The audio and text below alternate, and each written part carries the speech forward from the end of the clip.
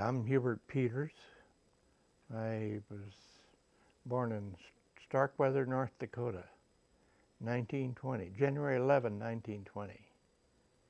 And I understand that the weather was so fierce there at that particular time in North Dakota, which isn't too far from, Starkweather isn't too far from the Canadian border. And the weather was so fierce that they couldn't get anybody into the home to take care of my mother when I was having birth. So I was born without a doctor or anybody around. And I always wonder who's the one give me the first slap to get me started going. We stayed there for about 4 years, and then we moved down to Conception, Missouri, small town in Missouri, and that's where I grew up. And I stayed there until I went into military service. I took a job in Kansas City, Missouri, and I was working at a Kansas City country club. And we had the radio at that time. And they announced the attack by the Japanese. So it kind of shook me up for a while. I figured something was going to happen. I thought it'd be best if I didn't have any idea how long this war was going to last. I didn't want to get myself tied up by enlisting, so I waited. And so I got drafted, but I got drafted pretty quick after the beginning of the year. Actually, I was drafted in May of 1942. I was just a young fellow. Well, I was 22 years old. Not real young, but 22. Full of life and energy and ready to go do something. I wanted to do something with my life. But I was drafted and taken by bus down to Fort Leavenworth, Kansas. And at that point, I was inducted into the Army and sworn in. And I can remember that day pretty well. Never been around too much, and it was quite an experience for me. We stayed there in Leavenworth just long enough to get, Army gear, clothes, and so forth. And then we were put on a troop train, and they wouldn't tell us where we were going to go. And that was really something for me. Not knowing where I was going to go, where I was going to end up at, or anything. We rode on that thing overnight, and the next day when we got off, we were in Texas, deep in the heart of Texas. And we were in Camp Walters was the first place we took our basic training. And that lasted 3 months there. And then from there I went into Camp Swift in Texas, near Austin, Texas. And that's where we started. I learned we were going to be in an anti-tank group called 820th Tank Destroyer Battalion. I was chosen to be their communications chief.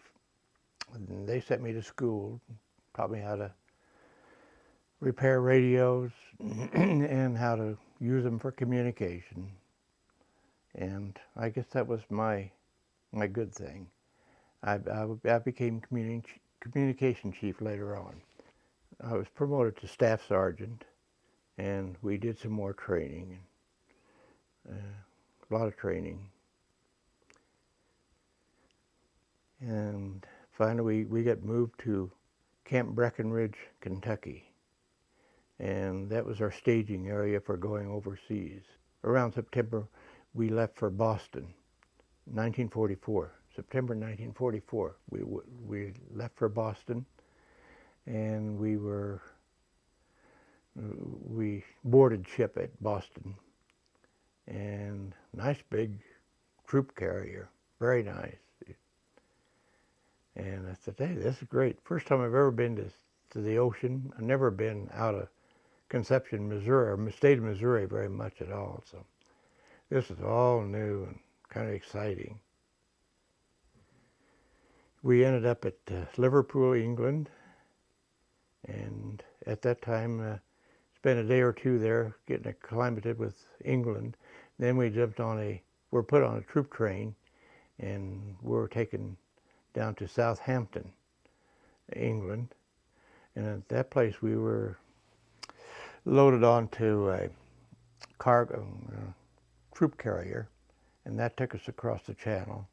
And I still remember us landing on that channel. We were taken to Omaha Beach, and we had to climb down these rope ladders, the rope ladders on a boat, and into an LSD or landing ship, And that took us in as close as they could to the shore, and we had to walk in the water waist deep and to get on land. And then this Omaha Beach had a huge hill we had to climb and go up that. I still remember going up that huge hill.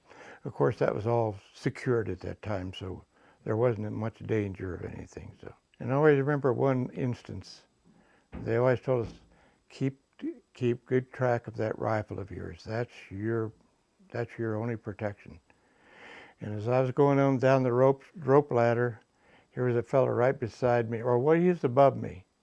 He let go his rifle, he lost control, and I saw that rifle go all the way down and hit the water, and it was gone. I said, oh, that poor fella. After climbing up that big hill, we got in trucks, and they took us to a spot where we had to gather our equipment, anti-tank equipment and guns and so forth.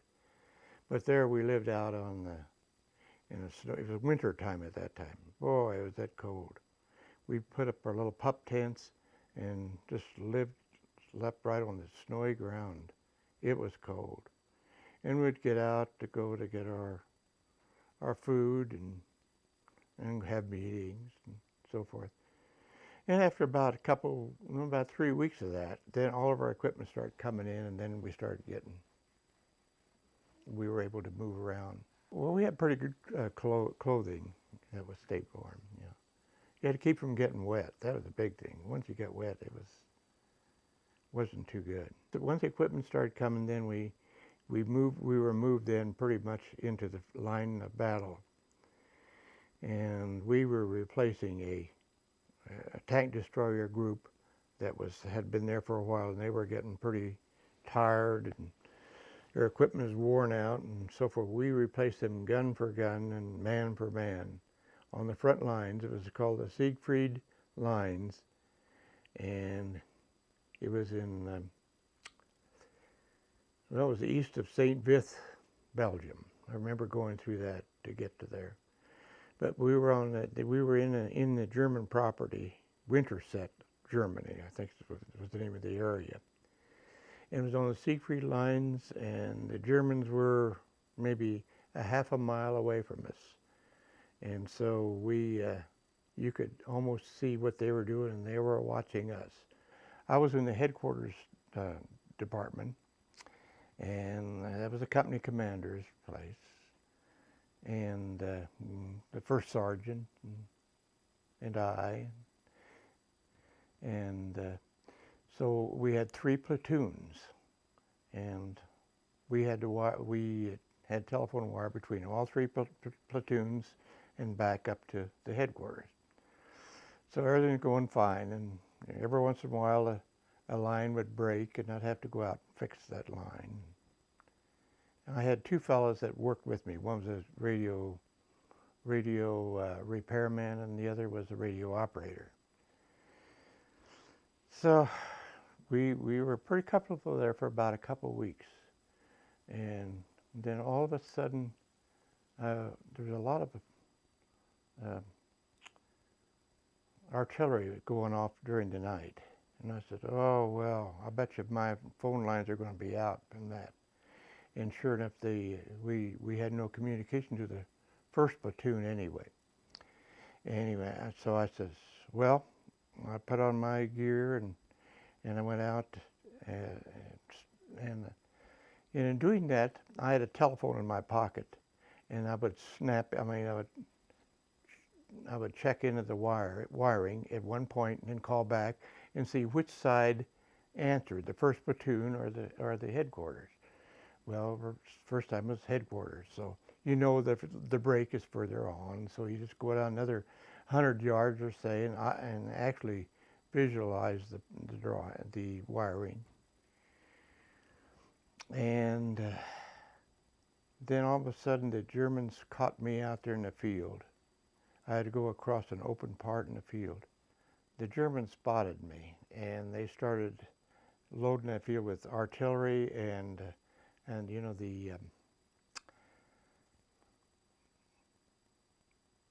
I can't think of the term. Anyways, all types of fireworks was coming in on me and popping all around me. And I said, "Wow, I'm in trouble." And I was in the middle of an open field, and I said, "This is no good." And it was getting heavier, and they were getting closer and closer to where I was. They were zeroing in on me, and I started crawling on the ground to keep myself low. And what do you know? There was a foxhole right there. I jumped in that foxhole, and it was deep enough to my whole body was down inside, and my head was under the ground. And the only thing it is about six inches of water, melted snow down in the bottom, and I had to stand in that. But man, did I worry, because those shots kept coming closer and closer to my area, to my foxhole. Finally, they let up on me, and I stuck my head out, and that was the mistake, because they came right back at me again. I said, "This time I'm gone." But I stayed there for a while, and pretty soon they stopped. And I said, "This is no good." And I got out of there, and I ran zigzag motions all the way, because I had to retrace my steps to get back to a safe area. And I heard those bullets zinging over my head. Oh man, they were close, because one was just right on top of me.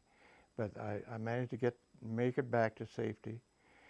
And I went running back up to the company commander's office. And I was trying to explain, "Hey, the Germans are really firing at us this morning." They said, "Don't worry about that. We got to get out of here. The Germans are attacking in full force." And everybody they had moved as much as they could out. And everybody was gone, but there was a truck loaded up with coal. I don't know what there was to do with coal. And they had no other room in the front parts. It says, "Sergeant Peters, you just jump right in there and stay." So there I was. I laid in that truck, and we took off as fast as we could. And then I find out later on that was the beginning of the Battle of the Bulge. We were right at the center point of where they made one of their big attack points. I don't know what happened, but I was afraid if I hadn't come back when I did, I'd have been left there, because they were just ready to pull out, and they didn't even have time for me to say anything. They said, "Let's get out of here." And of course the company was we were beat up pretty badly, lost quite a few of our people and all of our equipment. We had to get all new equipment. We ran all day, just stay in that truck all day. And what was discouraging at that time in my life was I wanted that war to get over with. I thought, well, while we were having kind of a easy going, I said, well, maybe this war is going to end up and I can get back home and get on with my life. Well, and I was laying there in the back of that truck going along, and I didn't know where we was going or anything. I said, "Oh, this war is not over yet." My feet were just soaked. I was just really cold and didn't have any food, and I was demoralized, and I really felt bad. We had to pull over and wait because the reinforcement tanks, artillery, all kinds of vehicles started moving up against the Germans and to stop the attack. And then I was more confident that we were not going to lose this war. Well, I never got a scratch, but there were sometimes it was very, very close. You know, when we were in New Belgium, going back to New Belgium, the Germans had a kind of a rocket ship, or they call it a buzz bomb. We call it the buzz bomb. It was a motorized. It was a vehicle that carried a bomb, and it would go as far as the fuel. It had fuel. When the fuel ran out, the buzzing stopped, and you knew that bomb was coming down somewhere. And so if the putt-putt kept going, you felt safe. Well, it's gone, it's going. They were really aiming those at England. But sometimes they would miss their mark and didn't have enough fuel. And one of them or two of them came down right down in that town where we were at, New Belgium. And it killed several of the local people. And some of our men got injuries because of flying glass and stuff like that. So we went to St. Vith, Belgium, and that was there was a lot of activity going on there. Troops going a lot of different directions. So we finally found our way to New Belgium, and we got there about 2 days before Christmas. And that was the first time we stopped running at that point. We were New Belgium. And at that time, then they billeted us into homes with the Belgian people opened up their doors and told our commander that we could stay in their homes. So about 5 or 6 of us stayed in one home, and 4 or 5 in another home, and so forth. And so we were all taken care of for a while, and it was kind of nice to get into a warm home. And of course, we were fed by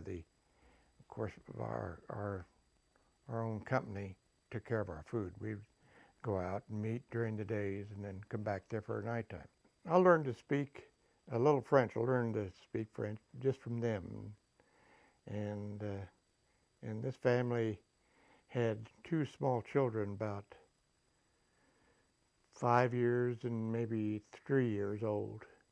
And those kids took a liking to me. For some reason or other, they liked me. And they would come sit on my lap and jabber in French, and I had a hard time getting along. I still was able to communicate with them enough to get along with them.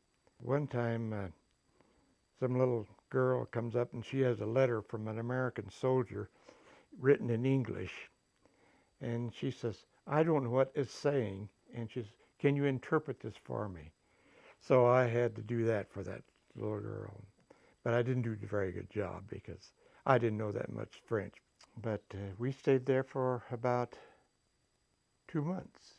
After we got beat up in the Battle of Bulge, and we were in New Belgium, they had little trips that you could, that your company sent you on to recuperate.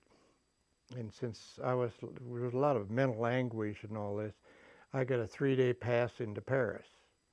And so I got into Paris, and it was, I got a nice room in a very nice hotel in Paris, downtown Paris, and we had, they served us nice food, really good food in their restaurants, and that was free for us. It was all paid for. But the first night I was there, the Glenn Miller band was playing was going to entertain us that evening. And I sat down at the table where I sat while one of the band members come over and sat beside me. And so we chatted. I said, "Well, I really like Glenn Miller's band." He said, "Yeah, but we're in trouble." He says, "Glenn Miller went on a bombing trip, accompanied a bombing trip over Germany, and he didn't come back." And so they did have the show, but it wasn't the Glenn Miller show. But see, we had lost all of our equipment when we left that our spot in winter spent Germany. We lost all of our equipment, everything. We just got out just with our lives and with whatever vehicles you had. So we didn't have anything left. So we had to be reinforced with all new equipment. We went back up the front lines, and we were in the Ruhr Valley of Germany, and we were at that time attached to the Third Army. We moved around a lot, fast. We were moving around, getting to battles and getting in and out of battles, and I can still remember one night we stopped running or chasing, and went to sleep on the ground. We didn't even set up tents or anything. We just laid down on the ground, and we had we made our beds right on the ground and slept for the night. And next morning when we got up, we found out that some Germans had visited us and cut the throats of about a half a dozen of our people, and that was a bad situation. We thought we were relatively safe, all together. We did have guards, but they sneaked in and took care of some of our people. I can remember going by a machine gun group that by the time I in my company commander's vehicle got up there, there were all these machine gun troops all killed, just laying there all over the place, and it was kind of gory. I lost my two buddies. Remember, I had a radio operator and a radio repairman.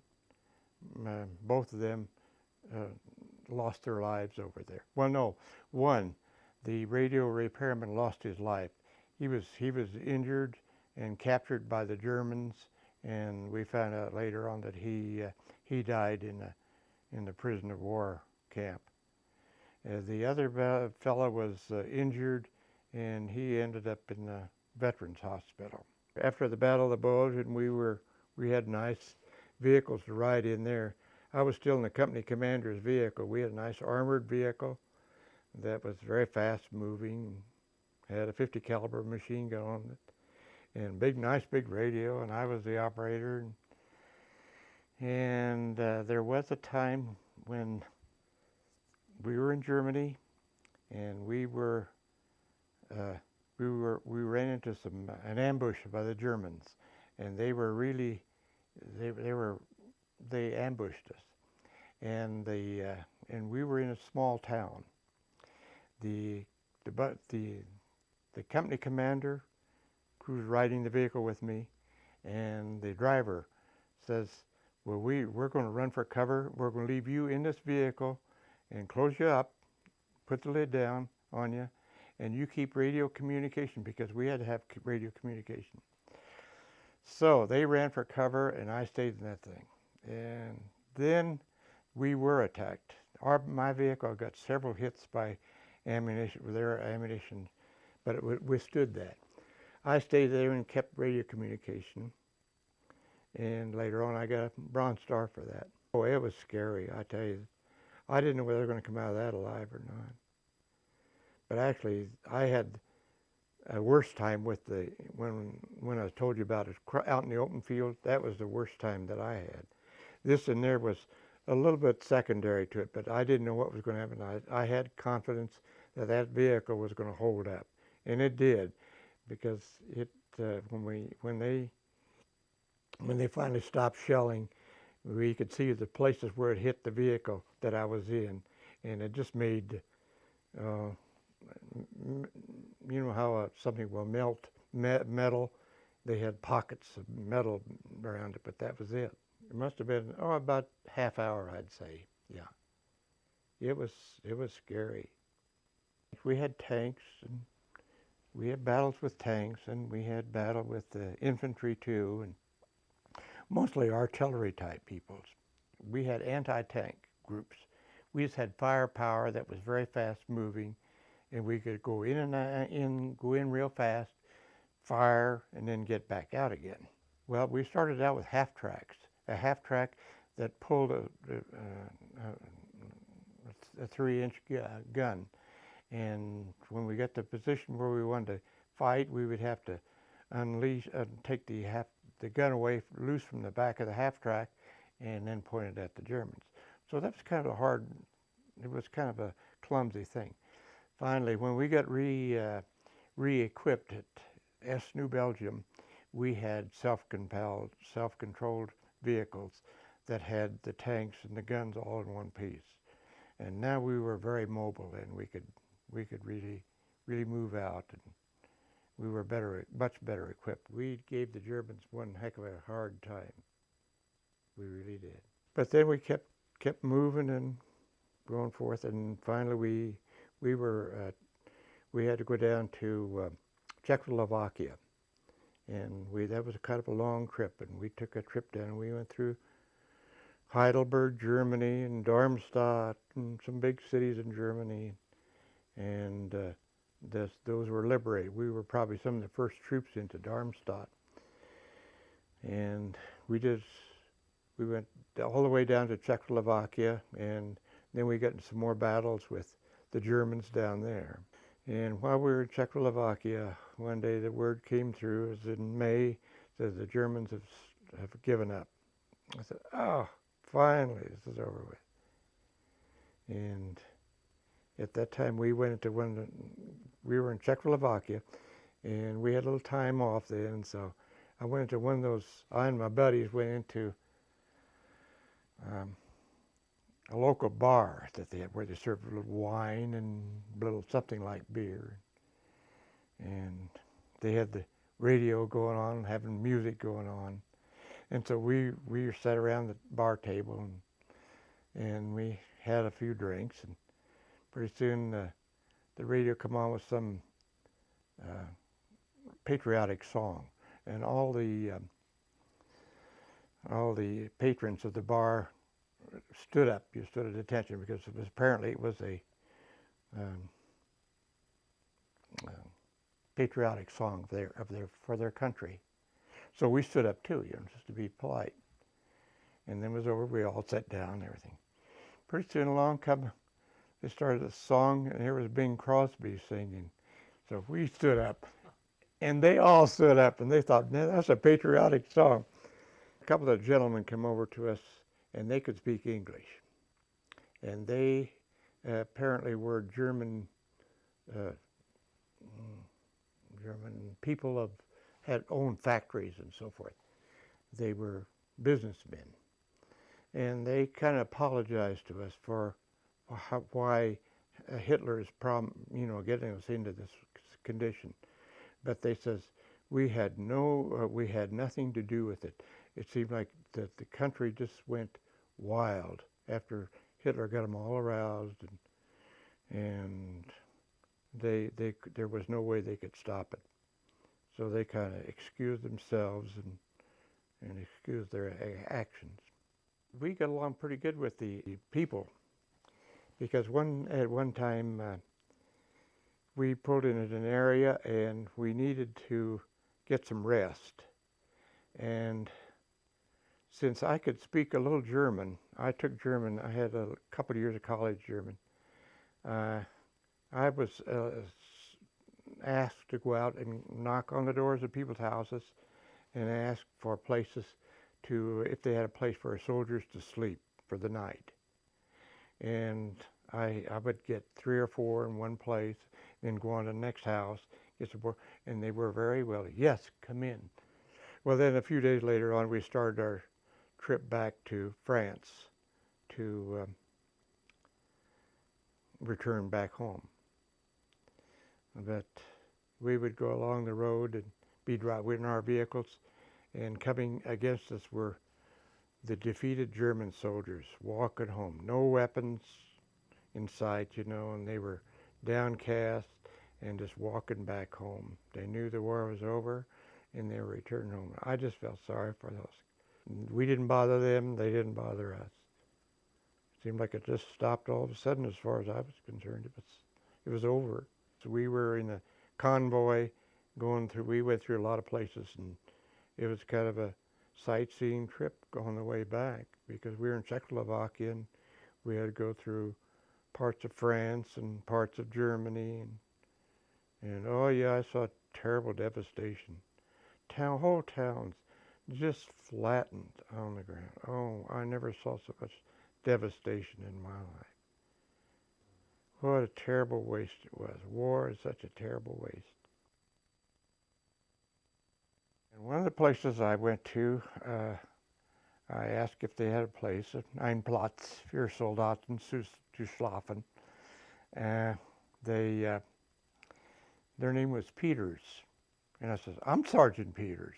They weren't related because the name of Peters is a very common name. And if you know, even here in America, there's a lot of people named Peters.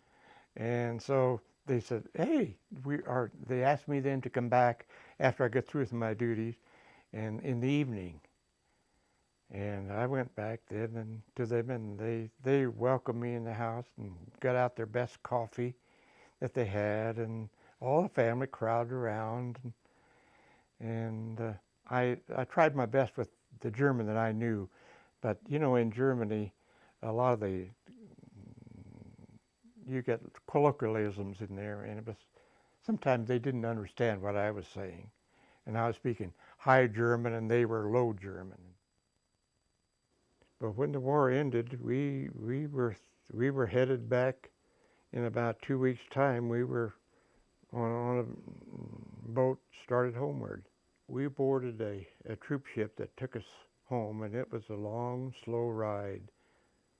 And we came into Hampton Beach, Virginia, Hampton Roads. It was in Virginia, and they had a big welcome home steak dinner for us. And at that time, then we were given a 30-day leave to go home and recuperate. And I was given papers on August the 30th, 1945, that I was supposed to come back and report back into Jefferson Barracks in Missouri and get prepared for going over to fight the Japanese. So while I was home, the Japanese surrendered too, and so that took care of that. I was really happy about that because I didn't want to go over there and do any more fighting. I was fed up. I wanted to get home and get on with my life. And so our company kind of broke up real fast, and it broke up while I was, our company broke up actually when we landed in Virginia. Everybody went in different directions. Everybody got a furlough home, and everybody was supposed to go back to a certain spot. And so we never did have to go back to that spot. So my company just broke up at that time, and I had to go back. But I went to Indianapolis, and there we stayed for another month or two, and then eventually I got discharged from the duty and got sent home. You had to have so many points to get out of the service, to be released. And so I had to spend about 2 or 3 months there, and then I got released. I went to Benedictine College in my small town of Conception, Missouri. There's a Benedictine monastery there, and they taught a liberal arts group, and that's where I learned my German and learned my Latin and so forth. Then I wanted to use the GI Bill, and so I had to go to Kansas City from Conception, Missouri. I caught a bus down to Kansas City and went to the Veterans Administration and said, well, I want to sign up to go to college. I want to get an engineering degree because we get free tuition. And they says, well, we'd like to send you, but it's hard. I wanted to go to the University of Missouri. Says, oh, it'll take too long to get in there. They're just so overcrowded with people. I said, why don't you go to the small school here in Kansas City there's a Findlay Engineering College. And he says, since you want to be an engineer, why don't you just go there? So I says, well, all right. So I did. I says, well, since I can't get in, I was anxious. I wanted to get my degree and go out and get a job and then get married. So I went to this school, and it was one of these fast-paced courses. And when I graduated, why, I looked around and said, well, now who's going to come in and recruit me? There was nobody came but IBM, and they were looking for technicians. They didn't want engineers because they didn't think we had a good enough school for engineering.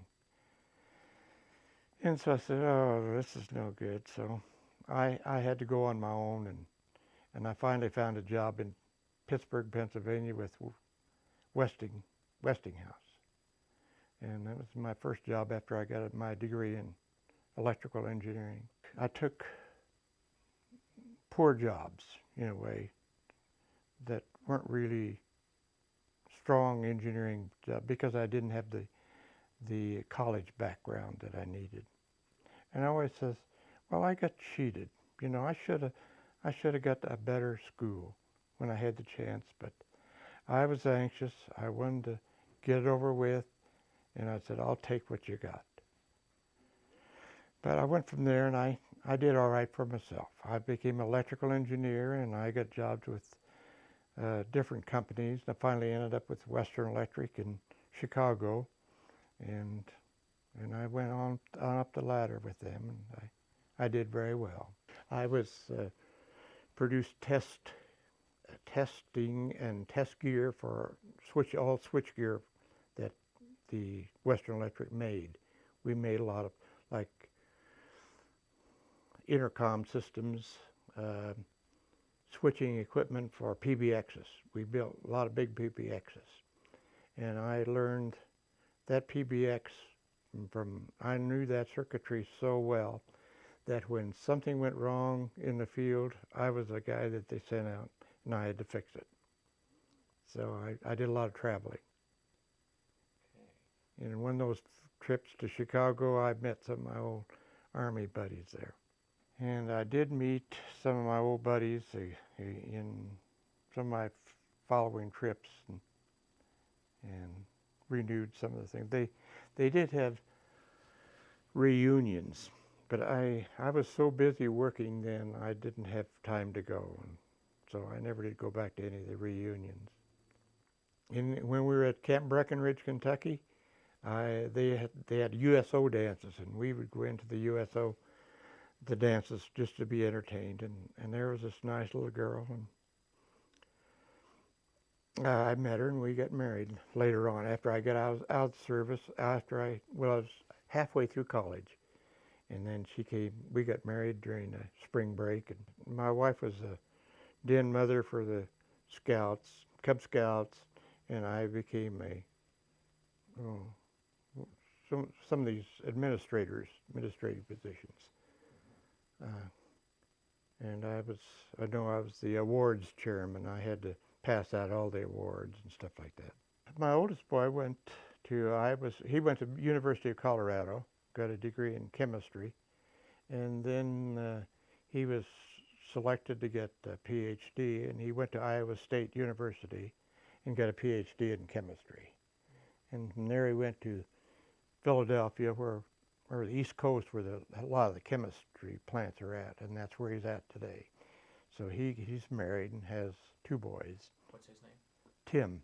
Okay. And then my second boy, David, got caught up in the computer work, and he got into programming, and he lives in Larkspur, Colorado, and he is he's in management position with Informix, and he does a lot of traveling for them. And my third boy, the youngest boy, became a Catholic priest, and then he decided that wasn't. He got so lonesome that he dropped out of being a Catholic priest, and he went to the Lutheran religion, and he is now a Lutheran minister, pastor of a church here in Denver.